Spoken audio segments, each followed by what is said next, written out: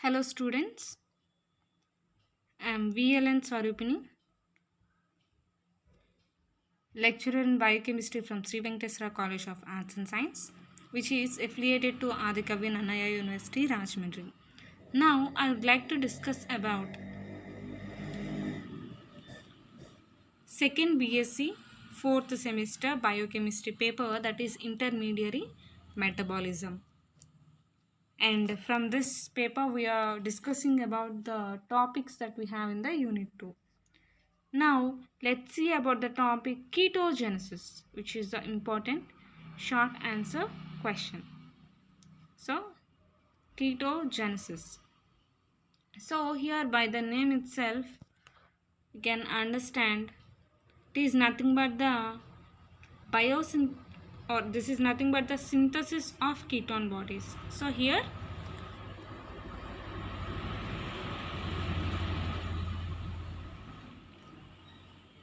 this ketogenesis is nothing but the synthesis of ketone bodies. It will take place in the liver.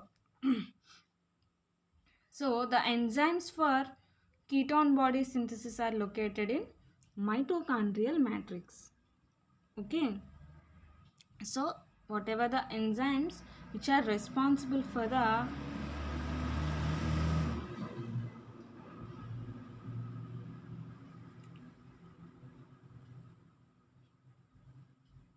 ketone body synthesis are located in mitochondrial matrix. So whatever the liver cells are present in that liver cells, this mitochondrial matrix is the location for this ketogenesis. That means synthesis of ketone bodies. These ketone bodies, these will be produced during the time of fasting. Okay, whenever our body is undergoing fasting conditions in the depletion of the energy source, these particular ketone bodies will be synthesized. Okay, so now let's see. First of all, what are the ketone bodies? So here we are seeing about the synthesis of ketone bodies, right? So firstly we should know about what are the ketone bodies. We have three major ketone bodies, that is acetone, beta hydroxybutyrate and acetoacetate. So what are the ketone bodies here? Acetone, acetoacetate and beta hydroxybutyrate. So these are the three important ketone bodies. So here these ketone bodies are water soluble and energy yielding compounds. These are water soluble and energy yielding compounds.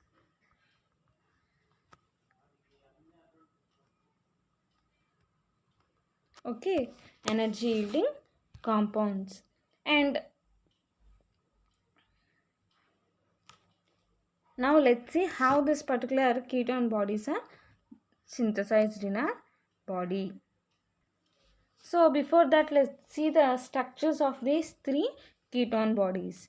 If it is acetone, we all know it is CH3, CH3, C double bond O, CH3. This is acetone. And the next compound is CH3, C double bond O, CH2, COO minus. This is acetoacetate. And the next compound is beta hydroxybutyrate. Beta hydroxybutyrate, that is CH3, CHOH, CH2, COO minus. This is beta hydroxybutyrate.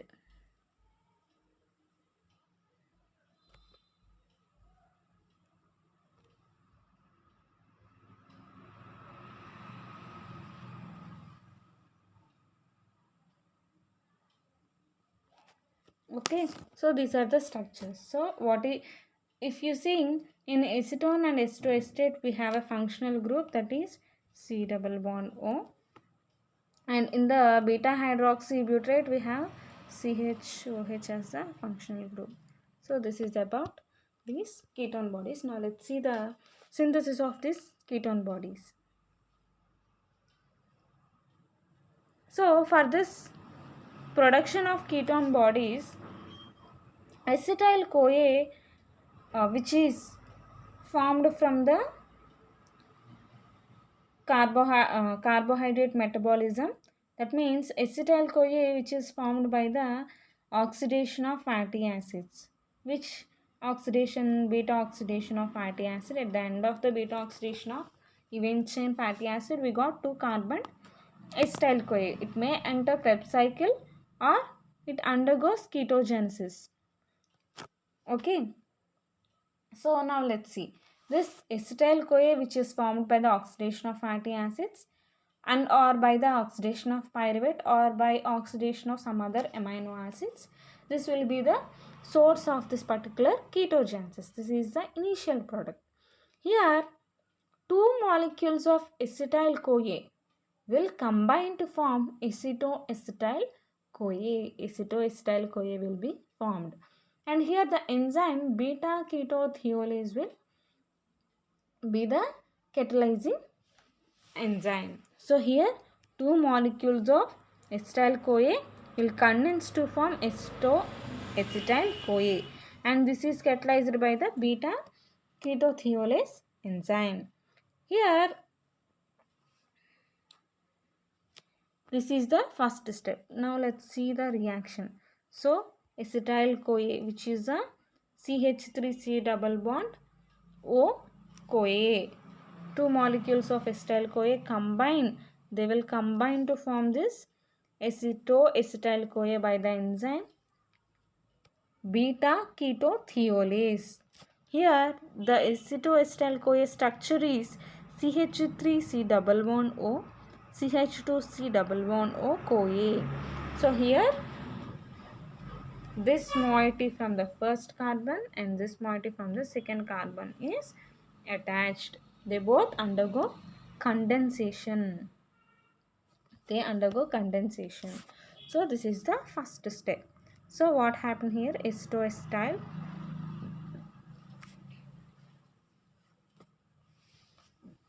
CoA is formed. So now again another acetyl CoA molecule will be combined with this acetoacetyl CoA by the activity of the enzyme beta hydroxy beta methyl glutaryl CoA.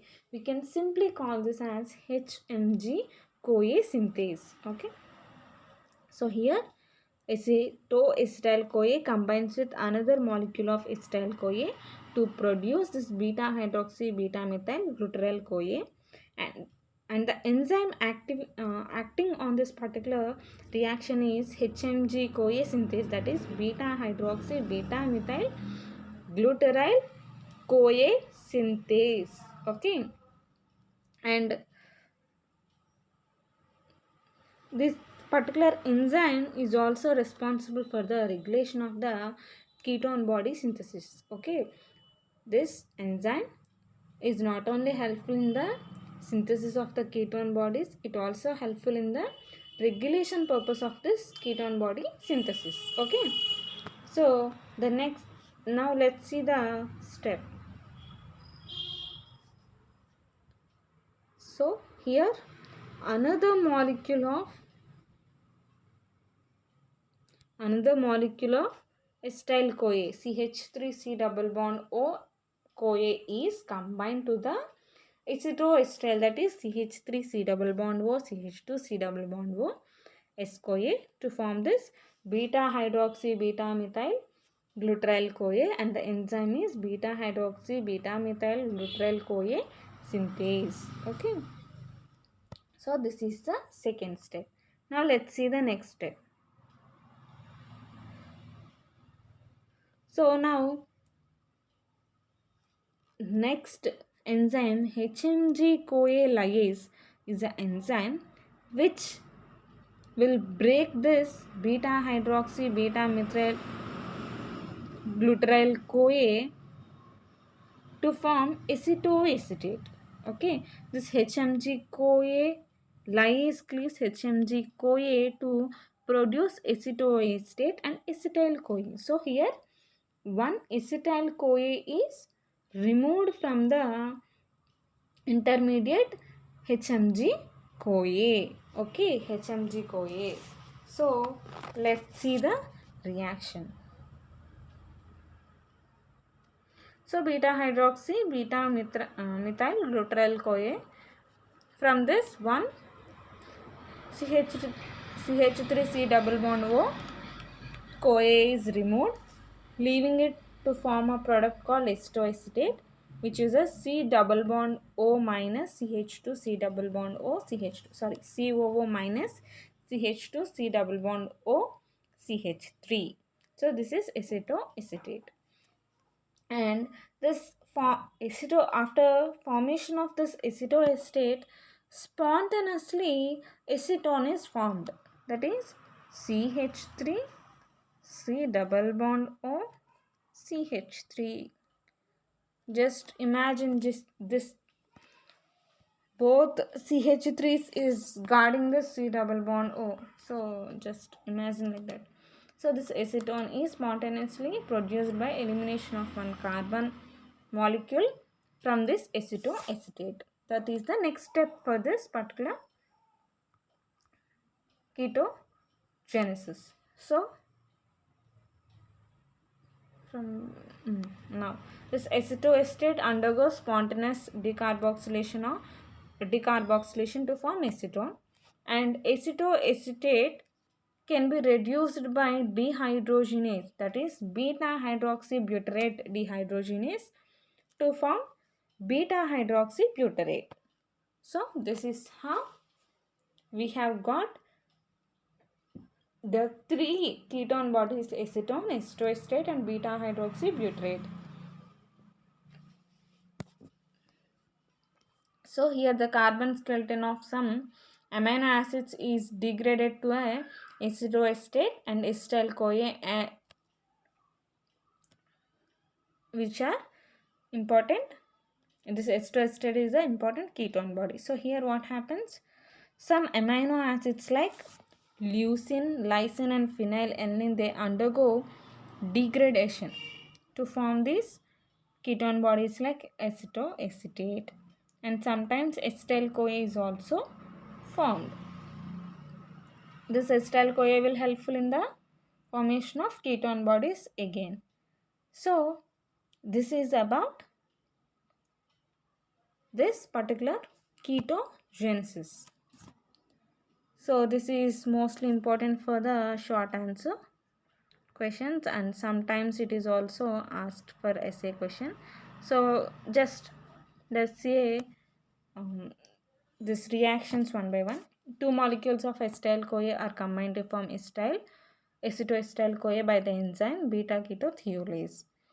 Acetyl CoA is converted into beta hydroxy beta methyl gluteryl CoA by the enzyme HMG CoA synthase. Now HMG CoA lyase will convert this HMG CoA into acetoacetate, and by the spontaneous decarboxylation, acetone is formed from acetoacetate, and by the action of beta hydroxybutyrate dehydrogenase, this beta hydroxybutyrate is formed. So this is about this ketogenesis. And the next topic is de novo synthesis of fatty acids.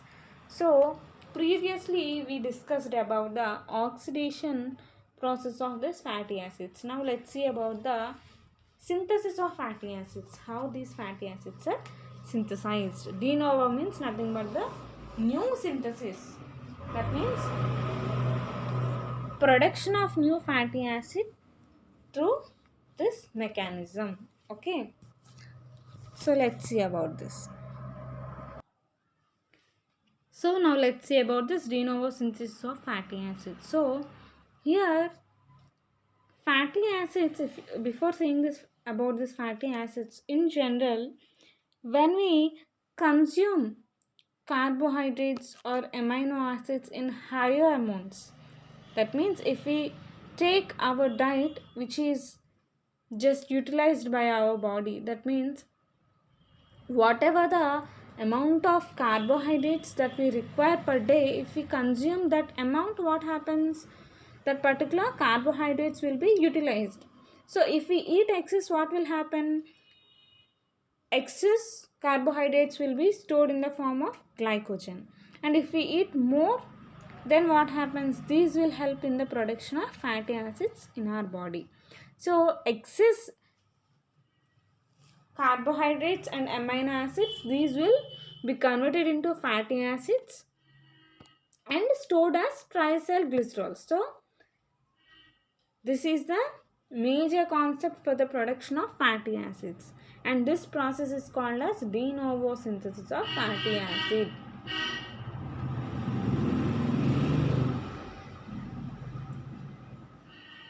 And this mostly occurs in the kidneys, adipose tissue, and lactating mammary glands. Liver, kidney, adipose tissue, lactating mammary glands are the locations for this biosynthesis of fatty acids. Okay.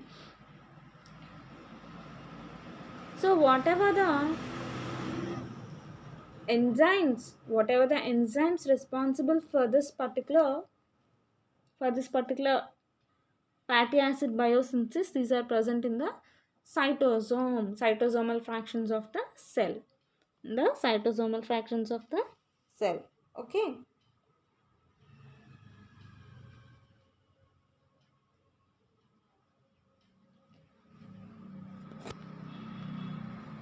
So here the enzyme machinery of fatty acid production is located in the cytosomal fraction of the cell, and here the acetyl CoA is the source of carbon atom, while NADH will provide the reducing equivalents, that is ATP, supplying energy for the fatty acid formation. So here acetyl CoA and NADPH are the major compounds for the de novo synthesis of fatty acids. So this acetyl CoA will donate the carbon atoms, and NADPH will donate the energy source. Okay, so this is the major products required for this particular de novo synthesis of fatty acids, and this is seen in again 3 stages. So here oxidation is also seen in 3 stages, and here de novo synthesis is also seen in 3 stages, that is production of acetyl CoA and NADPH, conversion of acetyl CoA to malonyl CoA, and reactions of fatty acid synthase complex. So here we have 3 steps. First one is production of acetyl CoA and NADPH. Conversion of acetyl CoA to malonyl CoA is the second step. And in the third stage, we will see the reaction of fatty acid synthase complex.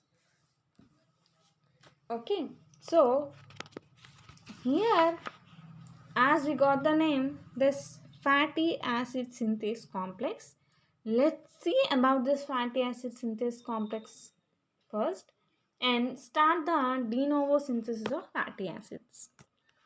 Okay, basically this enzyme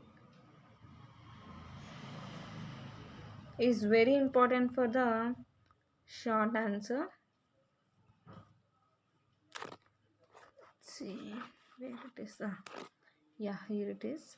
Fatty acid synthase complex, which is very important for the short answer question.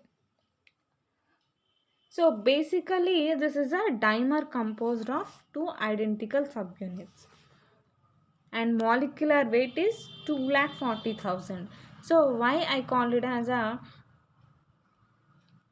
dimer of composed of 2 identical subunits means, if you see the diagram over here, so this part is a one compound, that means This is attached to the sulfur bonds.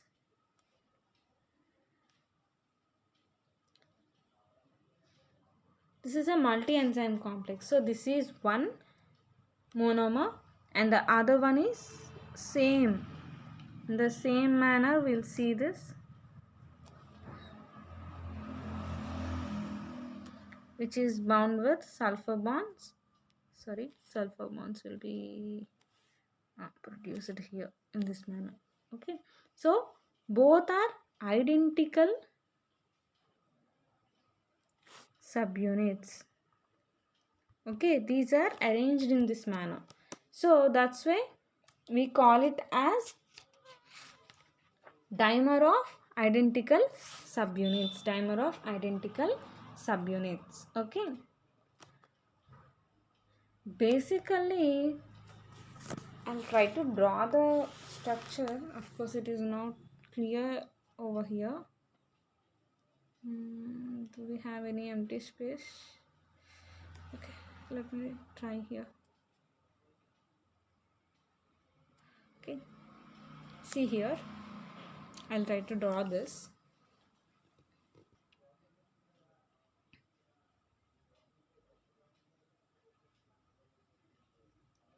Okay, this particular column what I have drawn,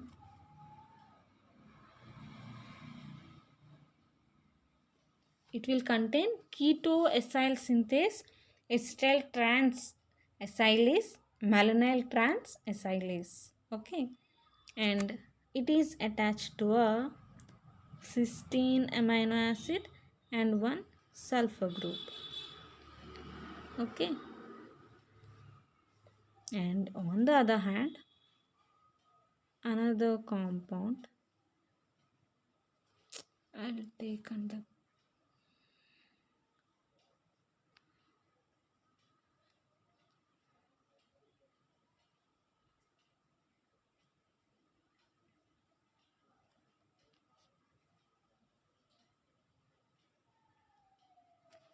okay.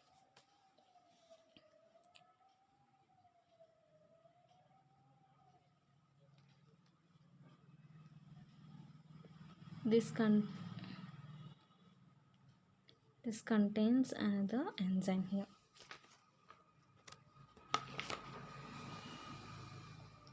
So this is one part,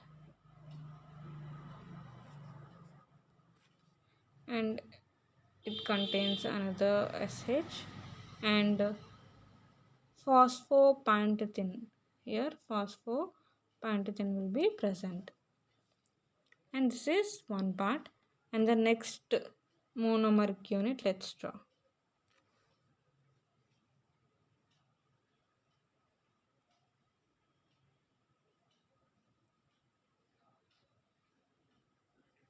Okay, and it contains phosphopantethine and one sulfur group, and thioesterase. Shit. Okay, just see, I'll draw with single color.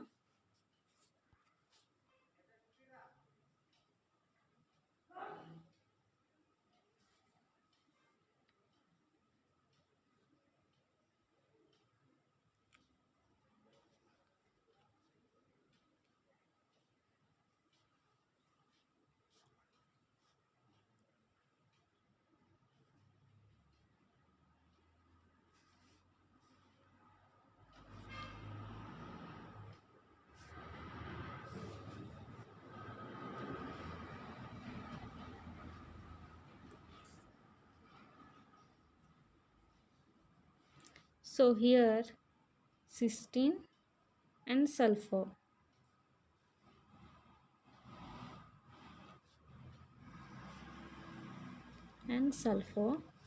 here also 4 phosphopantethine and sulfur. So here pantethine and sulfur, and here cysteine and sulfur. So in this manner, this particular compound is present. If you see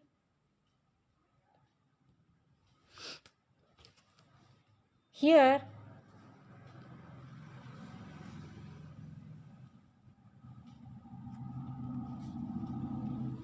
here the enzyme is ketoacyl synthase, and here enzyme is acetyl transacetylase, and here the enzyme is malonyl transacylase, and here we'll see ACP, and here three thioesterase, thioesterase, here ACP, and here ketoacyl reductase, and here enoyl reductase, and here dehydratase. So here the same enzymes will be seen on the second subunit also. So this is how this enzyme fatty acid synthase is present. So here I said ACP. ACP is nothing but acyl carrier protein. Acyl carrier protein. So this is a multi. What is this? Fatty acid synthase is a multi-enzyme complex.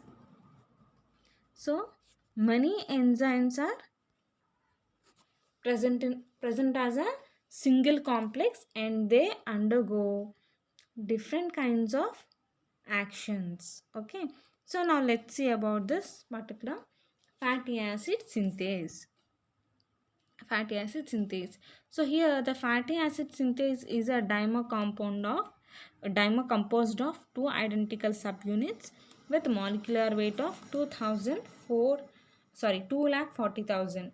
So being a multi-complex enzyme, its molecular weight will be a high, and each subunit contains the activity of 7 enzymes. So here while drawing the diagram, I said about 8, but here 7 enzymes I am telling. So whatever the acyl carrier protein is there, it is not an enzyme, just it will help in the transportation of acyl group. It is a protein, it doesn't show enzyme activity, just it will help for the transportation. Okay, so we have 7 enzymes in the single subunit. What are the? Ketoacyl synthase, acetyl transacylase, malonyl transacylase, and thioesterase, ketoacyl reductase, enoyl reductase, and dehydratase. So these are the 7 enzymes that we see in a single subunit of this enzyme fatty acid synthase. And it will also contain a acyl carrier protein with uh, and this particular both sites are attached to a 4-phosphopantothen and a SH group. The SH means nothing but sulfur group. And here the two subunits lie in anti-parallel orientation. So if you see the diagram, so anti-parallel arrangement, not in a parallel way. So these two are opposite, these two are opposite. That's why we call it as anti-parallel arrangement. And here SH group of phosphopantothen of one subunit is in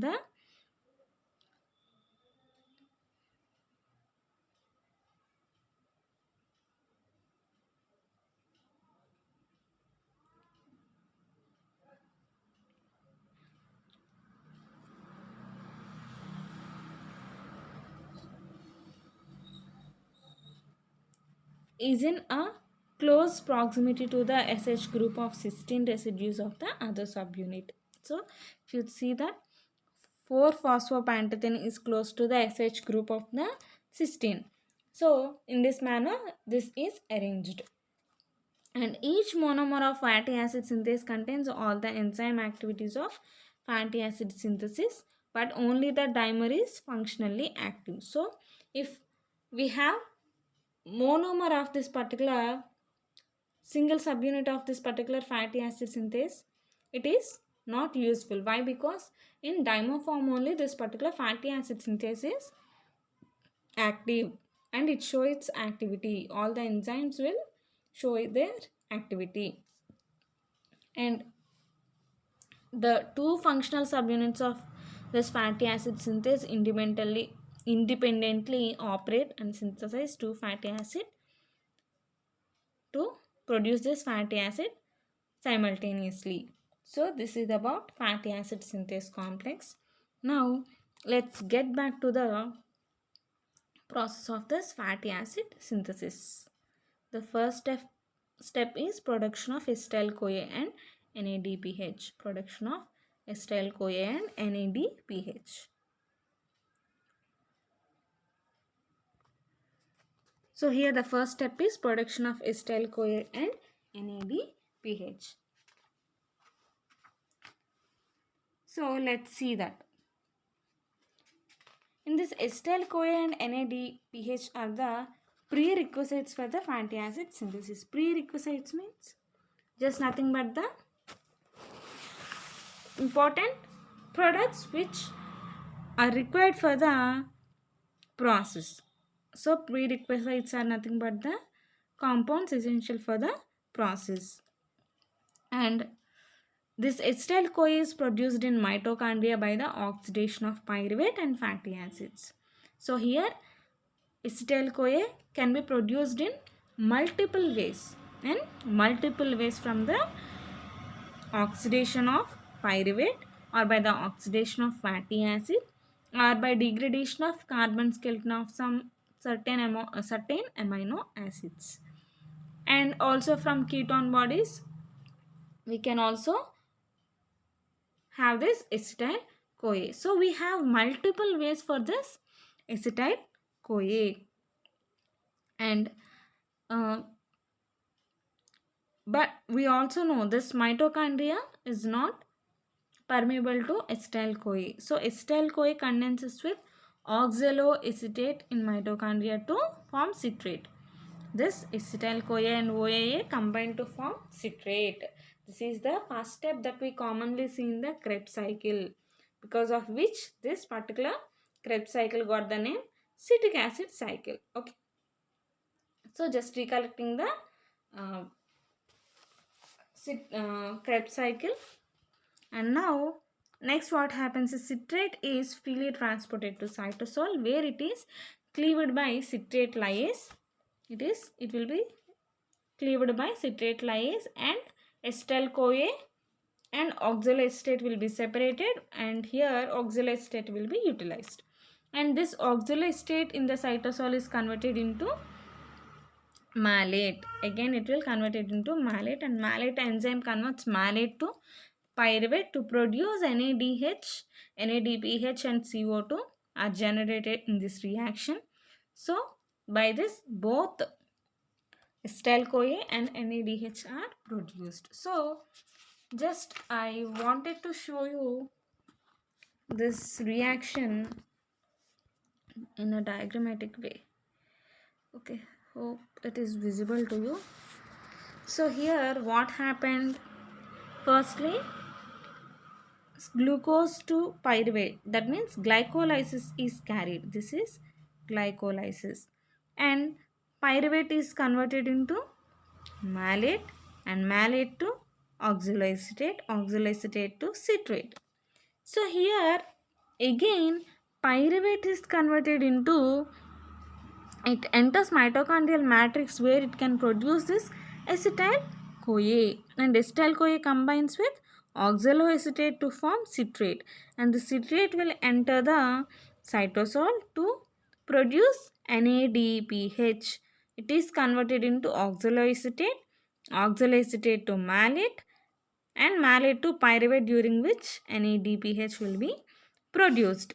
So in this manner, by these consequences steps, we finally got this acetyl CoA and also NADPH. Okay, so firstly what happened, glucose to pyruvate glycolysis will take place, and pyruvate will enter mitochondria. Pyruvate is helpful in the production of acetyl CoA and OAA. Here acetyl CoA is produced by the pyruvate dehydrogenase, and OAA is produced by pyruvate carboxylase. Now these two will combine to form citrate. This citrate can enter the cytosol, and citrate is converted into OAA. OAA is converted into malate. This citrate to oxaloacetate is catalyzed by the enzyme citrate lyase, and oxaloacetate to malate is catalyzed by the enzyme malate dehydrogenase. And malate is converted into pyruvate by the enzyme malic enzyme, during which NADPH and CO2 are produced. Okay, and this NADPH is utilized in the further steps, and this acetyl CoA is also utilized. Now this acetyl CoA is this citrate is again cleaved to form acetyl CoA and this OAA. Okay, so this is how these reactions are carried to produce the prerequisites of this particular fatty acid synthase.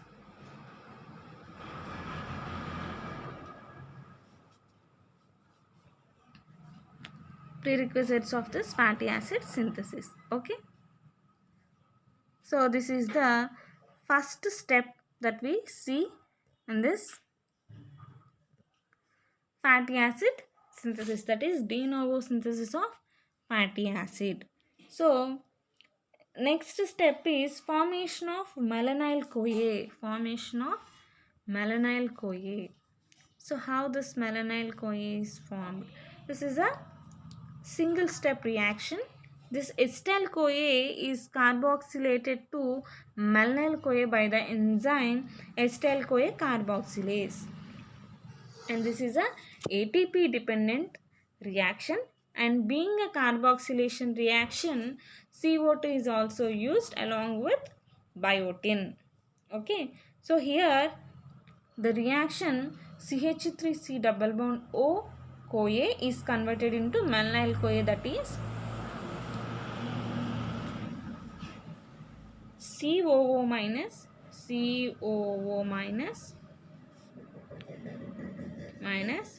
CH2 C double bond O CoA. This is malonyl CoA by the enzyme acetyl CoA carboxylase.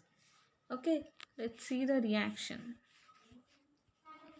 So this is the conversion of acetyl CoA into malonyl CoA by the enzyme acetyl CoA carboxylase. Here ATP is utilized and also carbon dioxide along with biotin. So this is the second stage of de novo synthesis of fatty acids. De novo synthesis of fatty acids.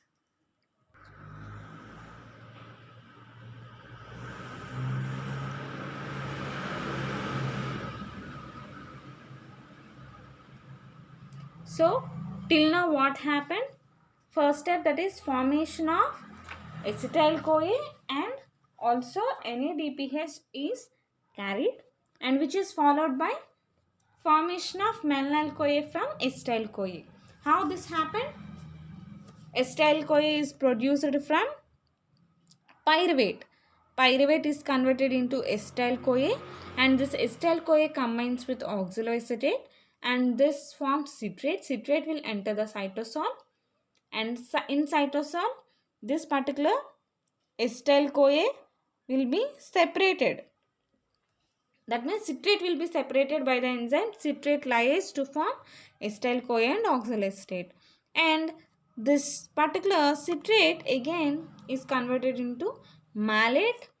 Malate is converted into pyruvate, during which NADPH will be produced, and this acetyl CoA which is produced here, it is converted into malonyl CoA by the enzyme acetyl CoA carboxylase. So this is the total process that is happening in the stage 1 and stage 2 of the biosynthesis of fatty acid or de novo synthesis of fatty acid.